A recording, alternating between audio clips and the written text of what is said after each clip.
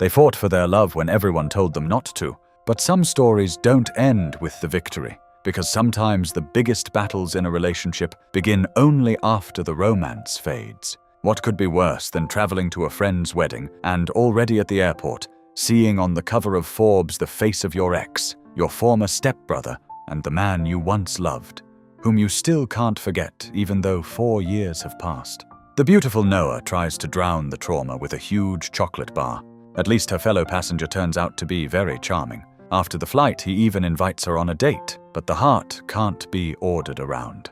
Very soon she will meet her former love again, because the bride and groom want to reunite the couple. They have invited Nick to be the best man and Noah to be the maid of honor.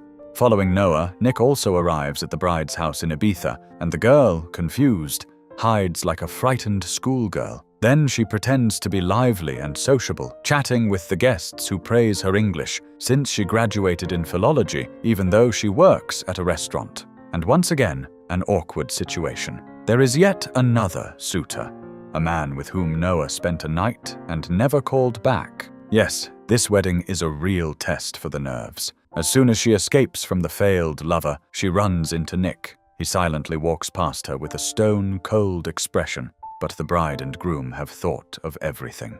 During the wedding rehearsal, Noah is put into the car with Nick. They rack up kilometers in oppressive silence, occasionally stealing glances at each other. Then, without saying a word, they nervously decide whether to open the car window or not. But the trials don't end there. At the rehearsal, the former lovers are forced to take each other by the arm and symbolically walk to the altar.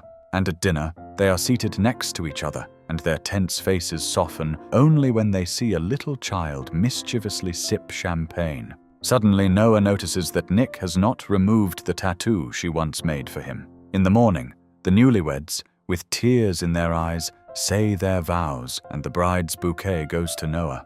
Why does Nick watch this so smugly? The couple keeps adding fuel to the rekindled flame between the exes, forcing them to dance together. The pair finally talk, and a few minutes later, united, passionately make love. After the emotions subside, Nick silently gets dressed and leaves.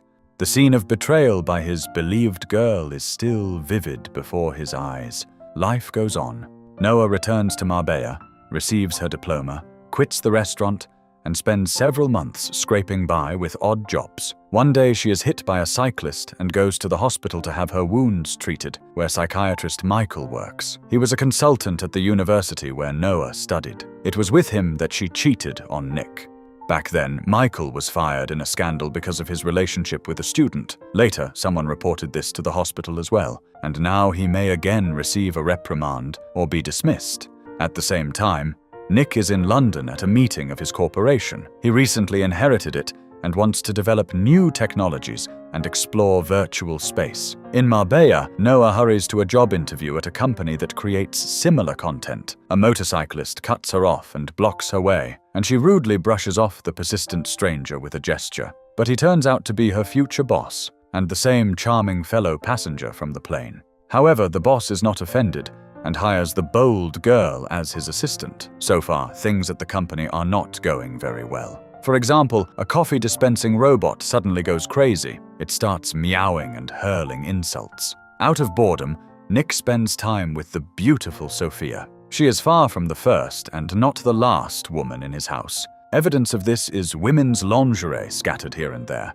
The heirs are facing financial problems, and they have to lay off employees at the Spanish office, which is run by his father. Angry people, left without pay, stage a protest, and one father of many even strikes the manager in front of journalists. Nick, watching the situation on television, scrolls through photos of Noah on social media. In the evening, he meets Sophia again. She jokes that she could see him less often so as not to build unnecessary illusions, and he suddenly proposes that they get engaged. Supposedly, it would improve his image. Meanwhile, Simon asks Noah to help him develop a company growth plan. She does an excellent job. The boss thanks her with a dinner and, overwhelmed by his feelings, tries to kiss her.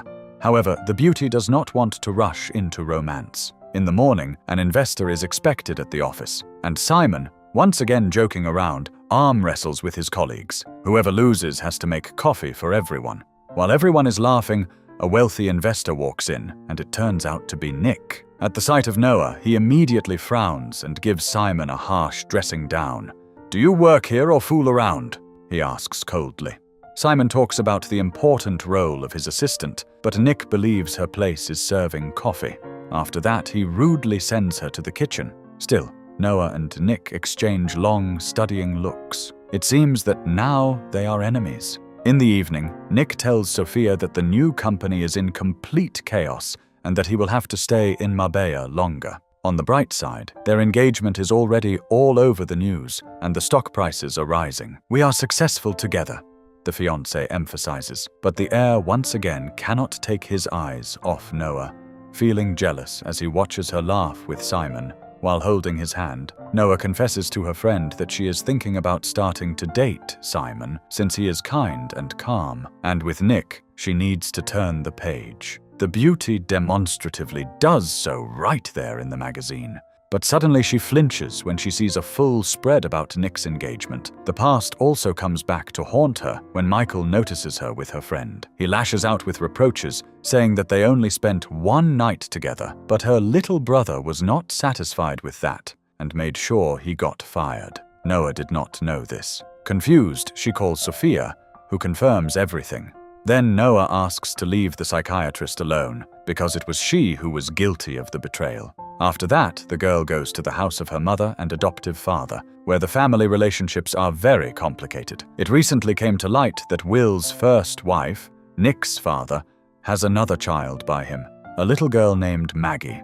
It is precisely her that the brother brings to visit, and the child immediately starts joking about Nick, asking him to bring her coffee. After all, here she is not his subordinate assistant. Suddenly, the girl feels unwell and runs to the bathroom, where she throws up. The next morning, Nick is furious and forbids any relationships at the office, even friendly ones. Simon is outraged, because it is clearly because of him and Noah, but he can do nothing.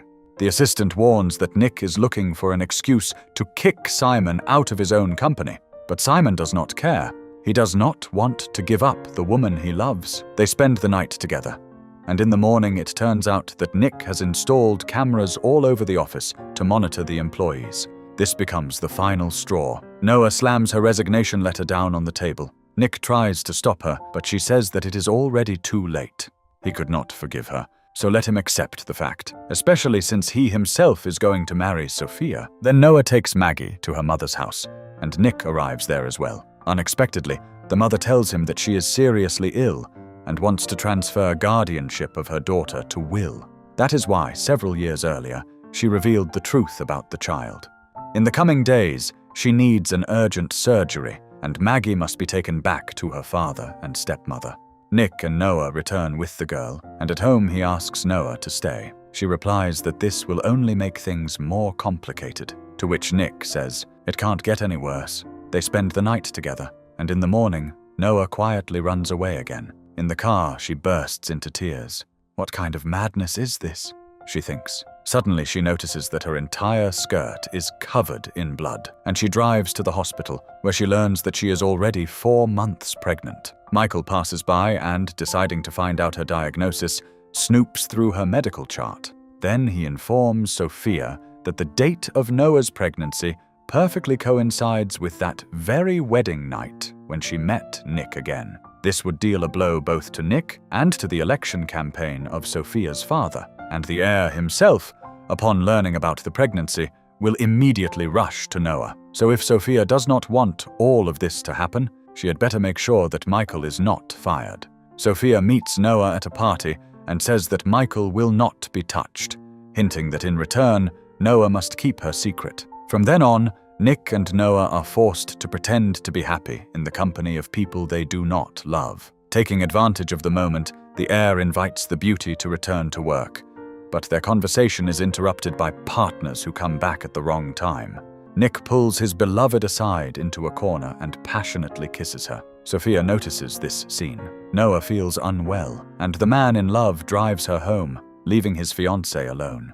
He wants to stay with Noah, but she says that they have changed. They now have different lives, and their shared story is over. The next time they meet is already at his mother's funeral. Sophia lays her cards on the table and tells Noah about the blackmail. The girl replies that tomorrow she will leave for her aunt's place and will not return, so Nick will not find out about anything. After that, she breaks up with Simon, and Nick unexpectedly breaks off his engagement to Sophia. The former fiancé says that he is very resentful and vindictive, constantly withdrawing into himself because he is afraid of pain. First, he was angry at his parents. Now he cannot forgive Noah. But it is precisely now, when he is in the most difficult state, that he needs his former beloved, and Sophia asks him to find her. Nick sincerely thanks Sophia for her kindness and admits that he loves her, though not in the way she wants. The next day, Michael is fired, and he is furious that the blackmail did not work. He is called to his last patient, his longtime acquaintance, who lost touch with reality after the death of her son. Meanwhile, Noah is already saying goodbye to her friends by the car. When Nick arrives, the pregnant girl irritably snaps, "Who spilled the beans?" and covers her belly with a cat carrier. She tries to run away, but the heir does not back down and suggests starting everything over, just the two of them. Noah laughs that just the two of them definitely will not work anymore, and shows her belly. In response, Nick solemnly says that it does not matter who the father is. He will accept the child as his own. Noah rolls her eyes and drives away, while her friends shout at Nick that he is an idiot. "The baby is yours." Nick races after his beloved in his car, and they shout at each other from the windows. Finally, she softens and jokes that he should not drive so recklessly because he will still have to pay child support, and she herself hurries to the family estate to tell her mother that she is going to become a grandmother. When they arrive, they smile happily at each other and walk toward one another. But at that moment, Nick is shot by a fired father of many children. The heir collapses, losing consciousness. He wakes up already in the hospital and sees Noah without a belly. It turns out that he was in a coma for quite a long time. Eventually, he is discharged home, and the whole family cuddles together in bed with the newborn baby. Noah goes into the kitchen and notices that the dog is behaving nervously in the yard. Suddenly, Michael's patient appears in the bedroom with a knife and grabs the baby. The weakened Nick is almost defenseless, but discreetly presses the button to call the police. Michael attacks Noah. It was he who brought the dangerous woman with him. They are saved by the loyal dog. It frightens Michael. He loses his balance and falls out of the window. At the sound of the fall, the patient is distracted, and Noah manages to snatch the baby away. Time passes. The shaken couple finally get married, and the bride's bouquet goes to Sophia. In the end, love doesn't disappear.